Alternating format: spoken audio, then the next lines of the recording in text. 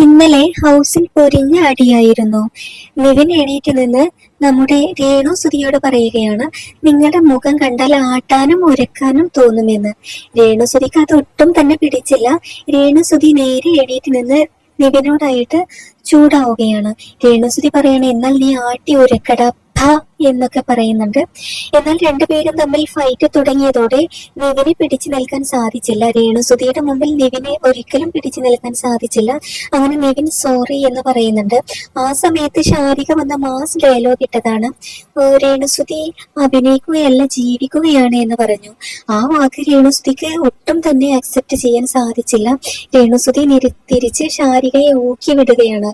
രേണുസുധി പറഞ്ഞു, ശാരികയോടാണ് ശാരികയുടെ മുഖം നോക്കി ഒരാൾ ആട്ടാനും ഉരക്കാനും തോന്നുമെന്ന് പറഞ്ഞാൽ ശാരിക എന്ത് ചെയ്യുമെന്ന് ചോദിച്ചു. ആ സമയത്ത് ശാരിക തിരിച്ച് മറുപടി പറയുകയാണ്, ഞാൻ നല്ല രീതിയിൽ പ്രതികരിക്കുമെന്ന്. അപ്പോൾ രേണുസുധി പറയുക, കൈ കൊട്ടിക്കൊണ്ട് പറയുക, അത്രയും ഞാനും ചെയ്തുള്ളൂ, അല്ലാതെ ഞാൻ സ്കിറ്റ് കളിക്കൊന്നും അല്ല എന്നാണ് രേണുസുധി പറഞ്ഞിരിക്കുന്നത്. എന്തായാലും ബിഗ് ബോസ് മലയാളം സീസൺ 7 പൊരിഞ്ഞ അടിപിടിയാണ് നടന്നുകൊണ്ടിരിക്കുന്നത്. ശാരികയും നിവിനും നമ്മുടെ രേണുസുധിയും തമ്മിലാണ് ഇപ്പോൾ വഴക്ക് നടന്നുകൊണ്ടിരിക്കുന്നത്. പുതിയ പുതിയ അപ്ഡേറ്റുകൾക്കായി നമ്മുടെ ചാനൽ മറക്കാതെ സബ്സ്ക്രൈബ് ചെയ്യണേ.